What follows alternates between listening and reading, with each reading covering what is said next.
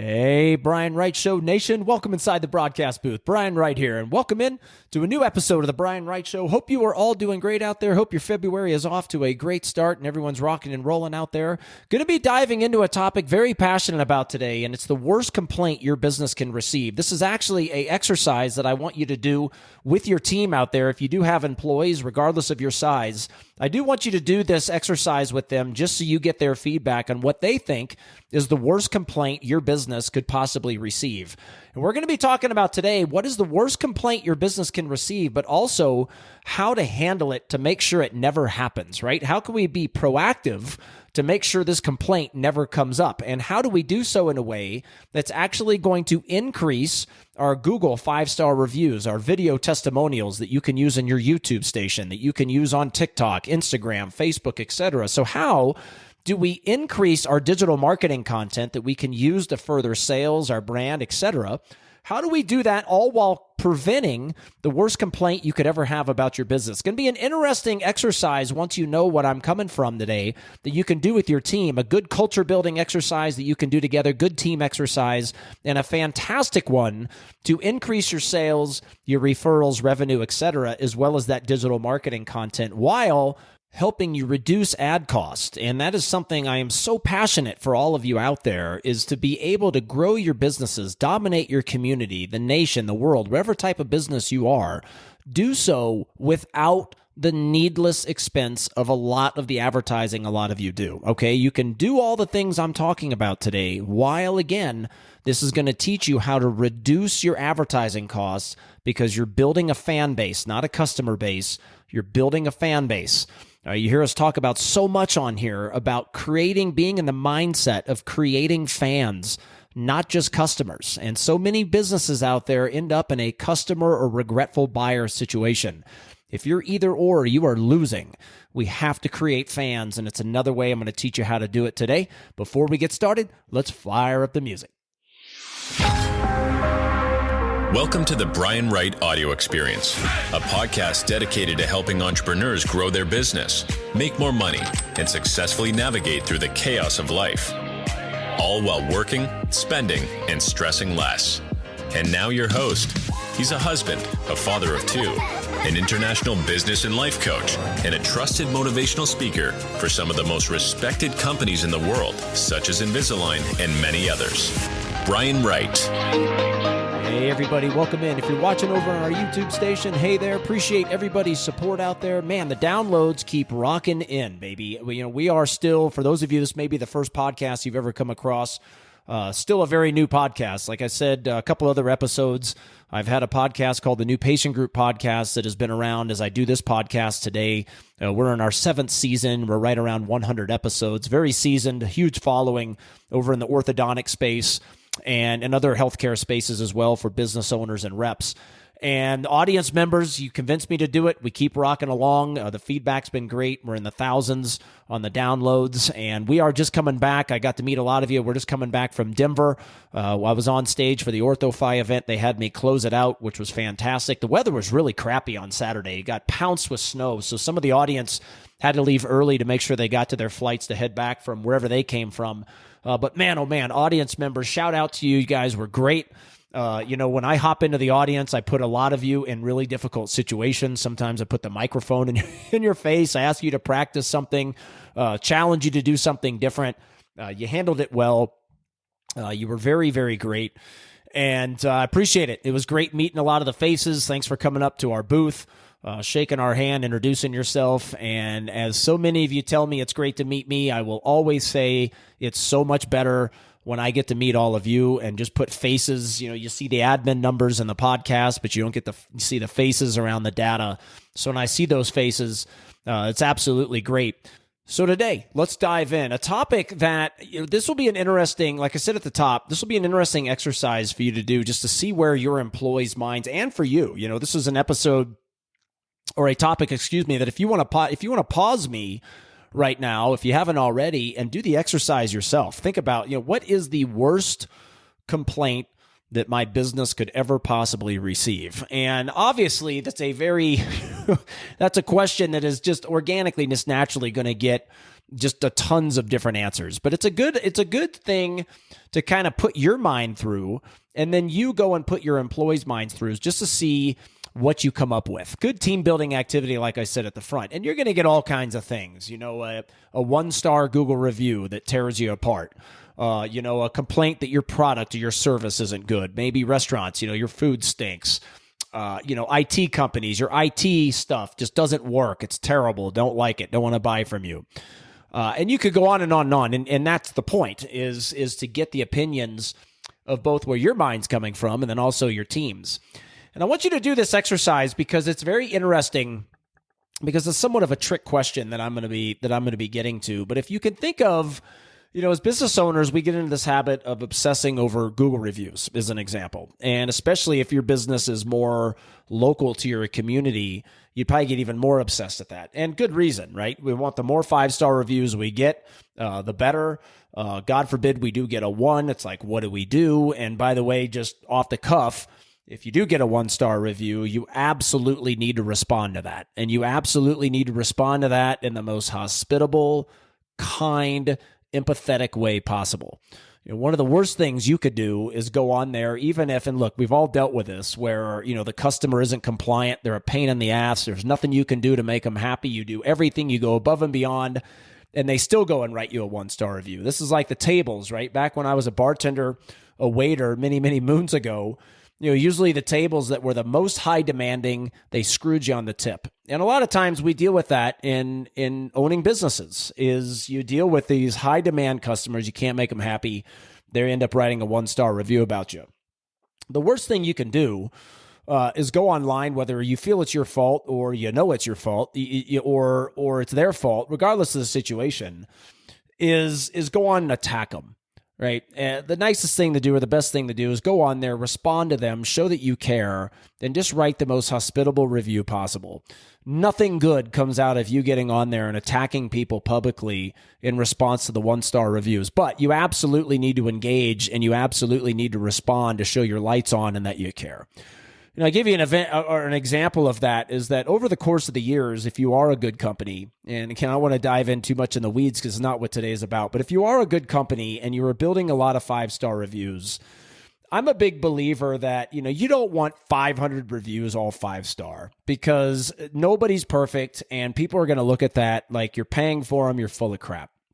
At the same time, you don't want a 1-star review for every 10 good ones you're getting either, right? There's a balance. But every once in a while, if you get a couple bad ones, like you take my company, New Patient Group, the business coaching, sales coaching, digital marketing company over in orthodontic space, we have a perfect 5-star rating, but we have 2 1-stars. So I think we're up to I don't know the exact number, but call it 75. We have 75 reviews total. 73 of them are 5 stars.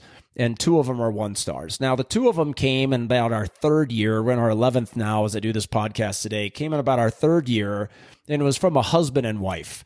Extremely unreasonable people, very rude, and we also made mistakes as well. So it was a combination of everything above. So instead of them writing 1 bad review, they get on and write all they both do it.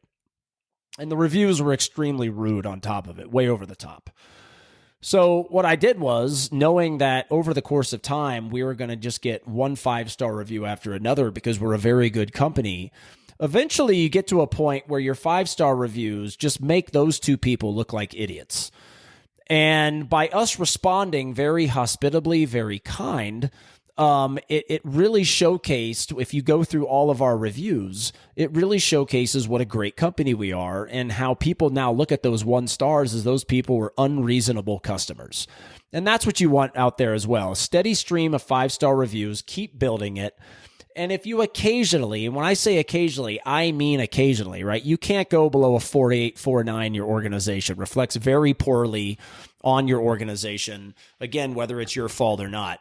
And when you do get the bad ones, respond hospitably and keep building your 5-star reviews, and the reason why I let that story and that tangent go on just for a little bit today is a little bit about how you can increase your reviews from the worst possible complaint you can have in your organization.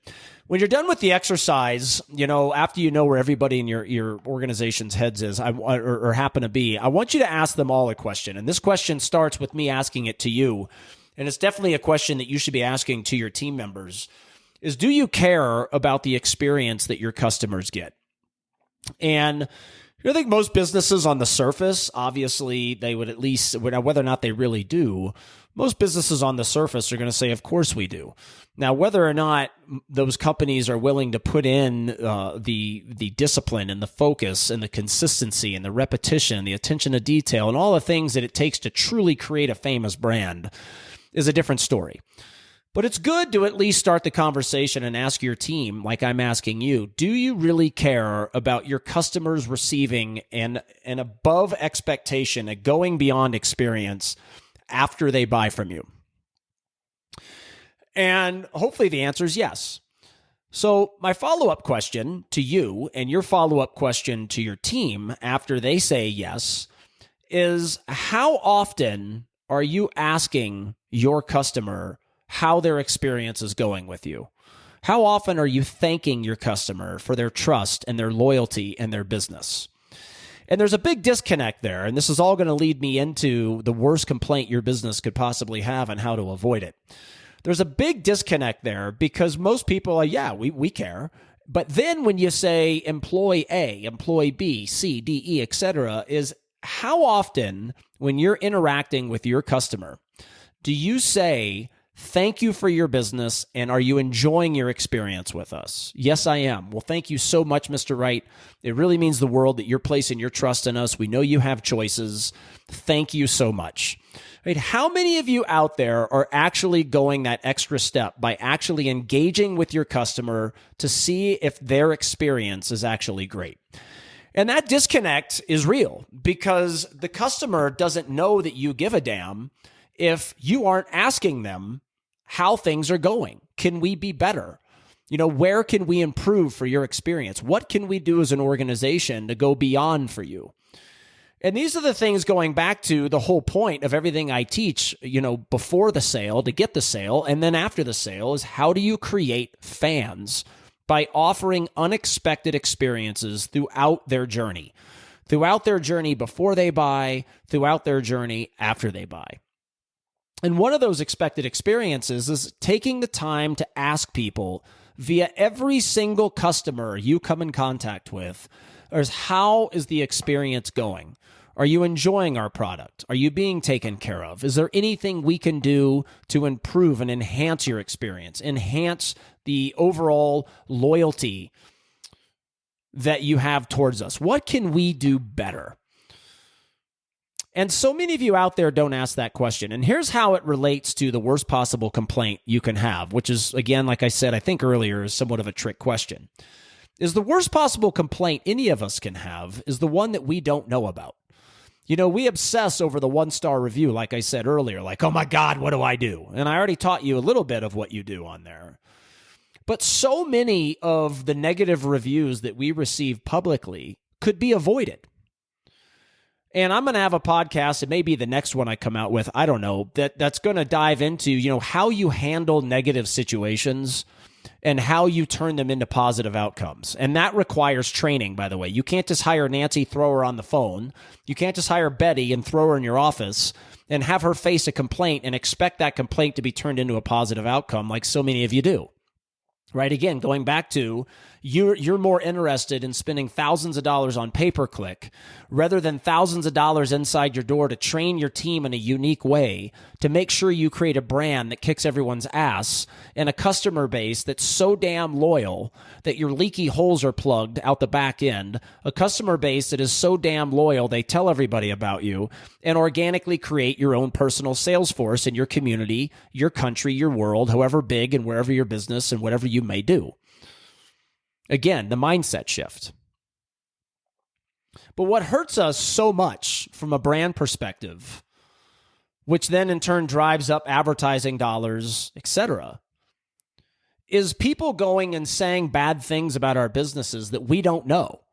Jan, this is something we teach the orthodontic practices, right? That mom hits the soccer game and tells 15 of her mom friends, don't go to this place. Now, she doesn't write a bad review online, but she tells 15 people at the soccer game, don't go to this place. And then she goes to, that was her son's soccer game. Then she goes to her sister, or her daughter's, her dance lesson, and she tells 8 moms there. Right? Boom. This is how, and imagine if each one of those moms tells another mom, and each one of those tells one.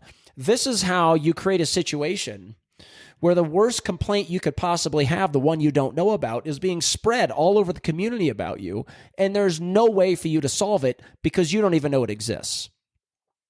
And this goes back to this finite versus infinite mindset that I teach all over the world. Haven't done a podcast yet really about it, but the finite mindset only goes by what they can see.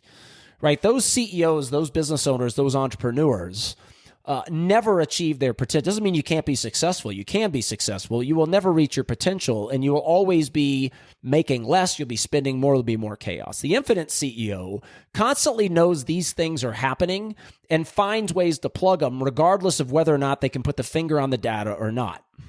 And this is a perfect example. There's not going to be a data point that says, Mrs. Smith just told 30 people about you that you're not good, right? You're never going to be able to put your finger on that. You can put your finger on a 1-star review written online. But the ones you don't know about, there's nothing you can do. Like the 1-star, if it happens to you, you can write a kind response. You can contact that person. You can say, look, if we do this, this, and that, can you take that 1-star review down? Like there's some reactive things that you can do. But so much of what we talk about on here is, again, how to be proactive. So how do we grow our digital marketing content? How do we get video testimonials? How do we increase our 5-star reviews while protecting ourselves from these complaints that are going around the community, the country, the world, etc., that we don't know about? And you can all relate to the situation where you've told people, hey, look, don't use this company. We had a horrible moving experience coming here from Houston to Colorado Springs. Terrible. I never went online and wrote a bad review about them, but I've told at least 50 people, probably more, never use that company. They're terrible. They're liars. They're mean. They stole our stuff. They broke our stuff. I could go on and on and on. Right? But that company can't do anything about it because I didn't hit the internet. What I did was, again, the worst complaint you could possibly have. Now, how do we prevent this from happening? The obvious, obviously, is work on offering great experiences.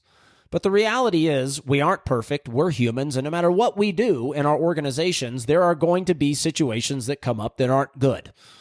Again, for people that haven't bought from us yet during this whole sales choreograph journey, through the people that have bought from us.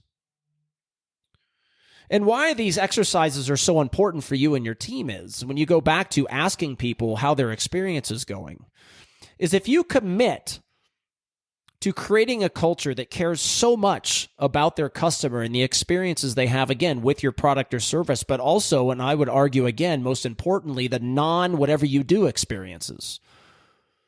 How they're greeted when they walk in, how functionable and convenient is your website, the content you have on your YouTube station, your social media channels, just how your customer service hospitality is inside your doors, how your receptionist speaks and interacts, your sales force, whoever presents money to them. You get all the employees, all the touch points you have.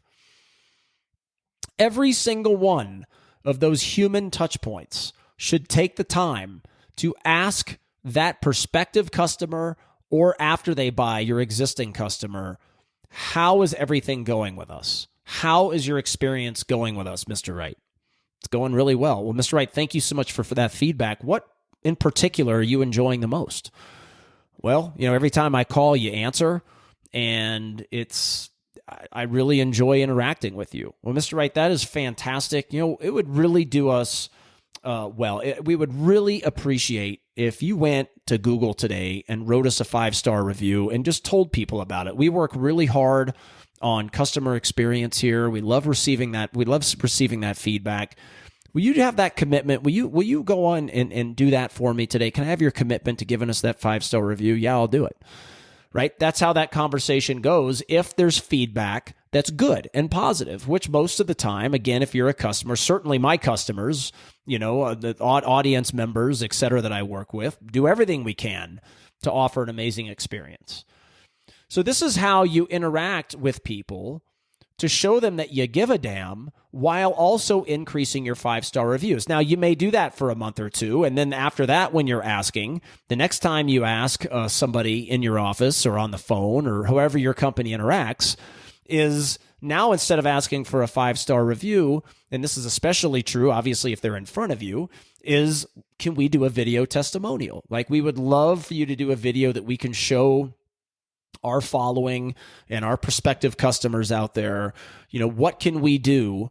What makes us so great? Will you give us a video testimonial about those things? Yeah, I'll do it. Right now, not everybody's going to say yes, but who cares? That's life. If they say no, make a notation in their document, whatever paperwork you keep about your customers that, look, I've asked, they said no, leave them alone, right? Doesn't mean that you can't still ask, am I enjoying my experience? But if you get a no, leave the person alone. But you're going to get a lot of yeses. And if you look at a lot of your YouTube stations out there, they're just dead. They're boring. And YouTube is going to overtake Google as the largest search engine in the world here in a few years. It's like, what are you doing? Like, put your face in front of the camera. Get your value proposition out there. Create the know, like, trust. Get some video testimonials. But you actually have to train. No one's going to walk into your office or your business or call you and go, hey, can I give you a video testimonial? Can I give you a review? The reality is that 99% of the time, for people to do it, you've got to engage and ask. And there is a way to engage and ask by also showing them that you truly care about their business.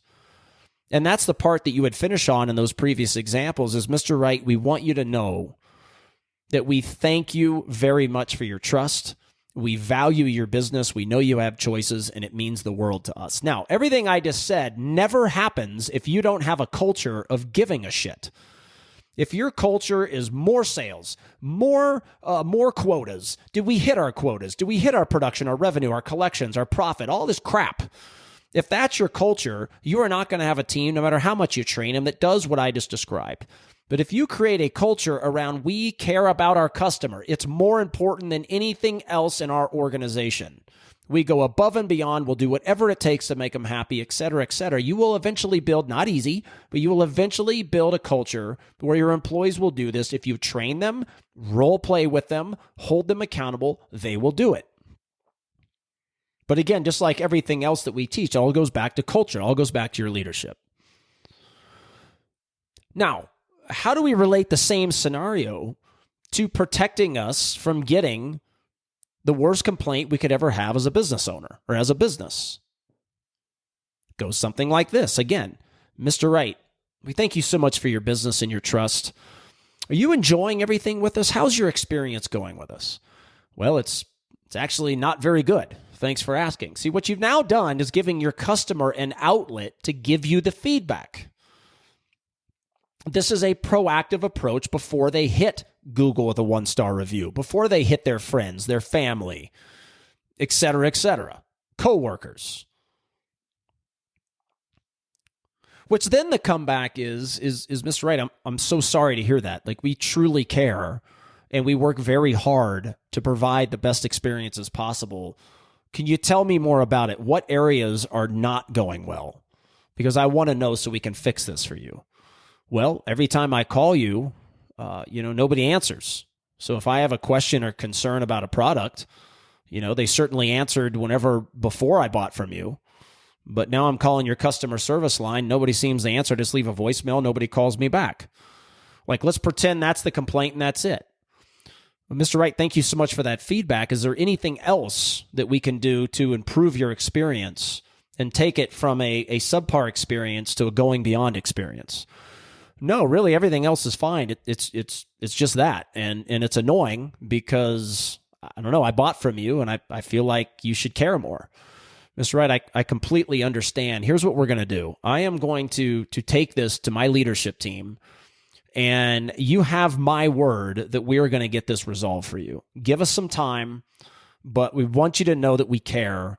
And you deserve much better because, again, we thank you for your business. We want you to be a lifelong customer, and we want you to tell people about us.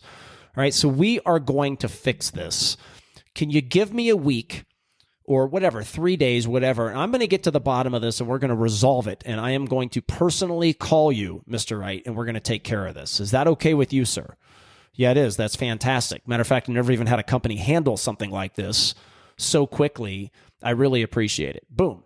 You have taken a proactive approach and let your customer vent. And then if you train your team again how to respond and you actually give a shit as a company about your customer, this gives you a grand opportunity to turn something that's not a great situation into a great situation, because Mr. Wright, your customer, whatever the hell their name is, using me as an example, this is what's called a going beyond experience. To where now what they say in the community is, you know what, I am blown away by this company. You know, I bought their product. It's really good. I like them, but, you know, had some issues. I was calling them. Nobody would answer. I really didn't think they gave a damn. But then all of a sudden, I had this interaction with this girl, Susie, the other day, and she just blew me away. Like, she actually cared. She talked to me. She let me vent. And she said that she was going to get it taken care of, and she did. And ever since, it's been fantastic. And I highly recommend these people. This is how you take negative situations and you turn them into positives. Now, there's going to be plenty of other podcasts how to do it, but this is one example on how to avoid what's happening to so many of you out there. You just don't know it. You know the 1-stars, and by the way, a lot of those 1-stars, if you trained and did what I'm telling you, those 1-stars would not exist. Like, you're so worried about, oh my God, I got a 1-star. What do I do? What do I do? Well, this is what you do, is you create a culture that cares. You do team building activities to show that you care, such as what I'm talking about today. And you go and you train, role play till they have the verbiage down pat, and you go and you execute it. And this is, like I said, most people, even if you're a company that's not that good, most people are going to say, yes, experience is fine, giving you the opportunity to go out and ask for your video testimonial 5-star review. But those occasions where people say you suck for whatever reason gives you a chance to prevent the 1-star review, and even worse, prevent them spreading word all over the place in their mom Facebook groups, at the store, at the church, at the whatever, to spread bad news about you and don't use this company. But you've got to be proactive with it. Grow your digital marketing content while preventing the worst complaint your business can have. Go execute this, everybody. It's another way to create fans that will organically, in turn, create sales, and organically, in turn, create less advertising dollars than a lot of you already have to spend. You can reduce it and grow your business. Don't fall for the advertising-only trap. And the beauty of what I also said is you can go back to Mr. Wright later, and you can say, Mr. Wright, checking in on you to make sure the things that we went over are solved and that you're happy. Yeah, I'm happy. Well, Mr. Wright, again, we work hard at it. I would really love if you went and told the world on a 5-star review on Google. Can I have your commitment to do it? And I will tell you, Mr. Wright, or whoever, again, your customer name is, they will do it because you went beyond. And this is another example of what I talked about in the previous episode, customer service. You getting what you want from your customers. Meanwhile, they believe they got more than they expected from you. Both sides are winners and allows you to kick ass. Hope you enjoyed today's episode. We'll be back with another one here in February. And until then, go out there and take great care of yourselves, your employees, and your customers. Grow your business, improve your life, employees, improve your career. Shout out to all the families of the entrepreneurs and employees out there that we're all dedicated to. We'll see you again soon, and we hope you refer the Brian Wright Show podcast to your friends, family, coworkers, anybody that wants to improve themselves in their life, career, or business. We're dedicated to all of you. Give us that 5-star review on whatever podcast network or outlet, that you listen to. Thanks so much for listening. We'll be back with another episode soon. Bye-bye.